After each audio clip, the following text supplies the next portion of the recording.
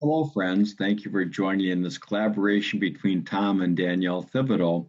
I finally come to acknowledge that this is a collaboration between Dan and Danny, and I'm so grateful for my daughter's expertise in making this happen. Our topic today is creating a safe place. Creating a safe place.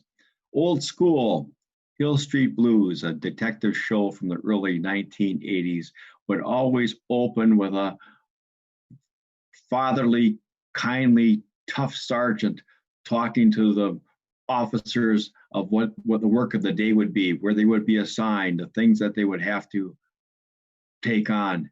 And then he would look down at all of them and he'd kind of smile and say, now remember, be safe out there. Be safe out there. We all need to be safe.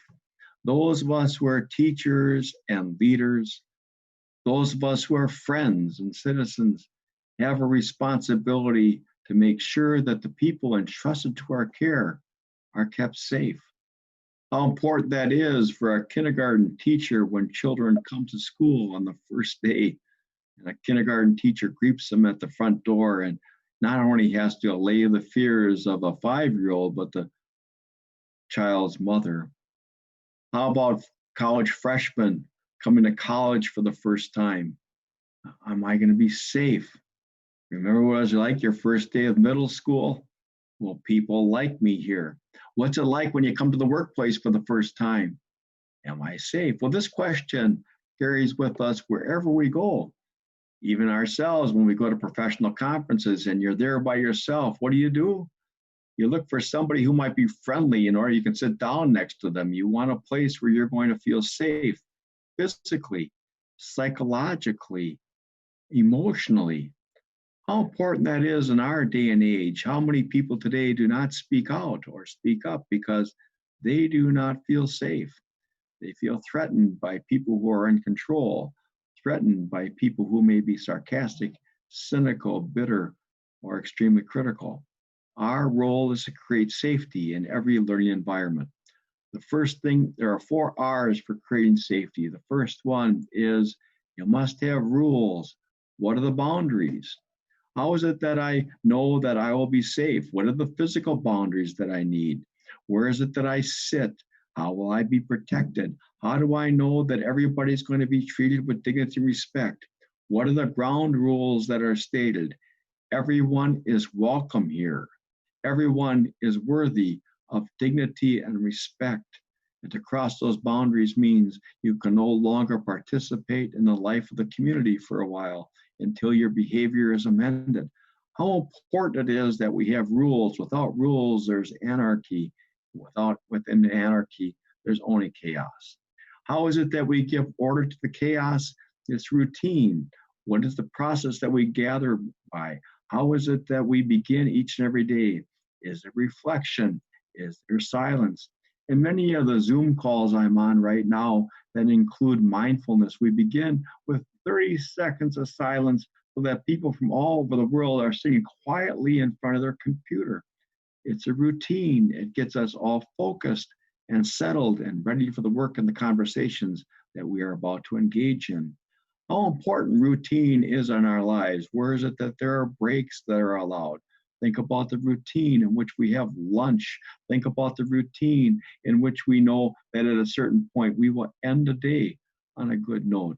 The power of our routine gives us a sense of order in the midst of chaos. Third, what are the roles? What are the roles that I can assume? What is the role that I take as a teacher, as a learner? What is the role that I have as a student?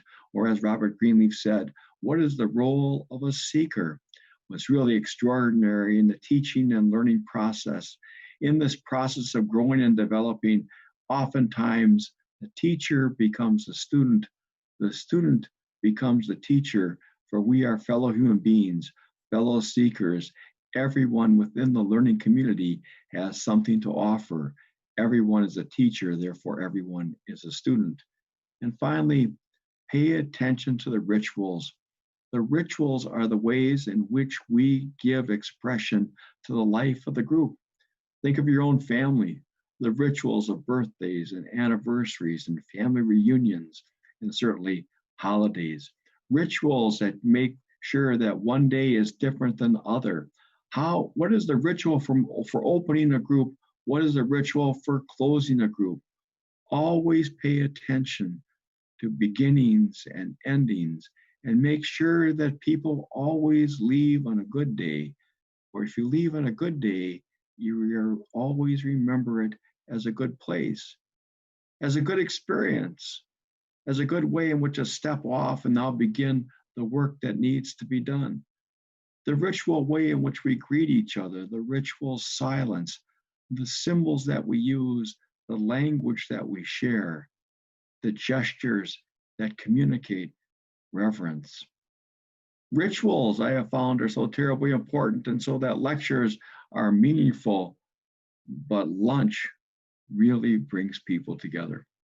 James Clear, who is a wonderful thinker, says, "We do not change people's minds with facts. We change people's minds by changing their hearts with kindness."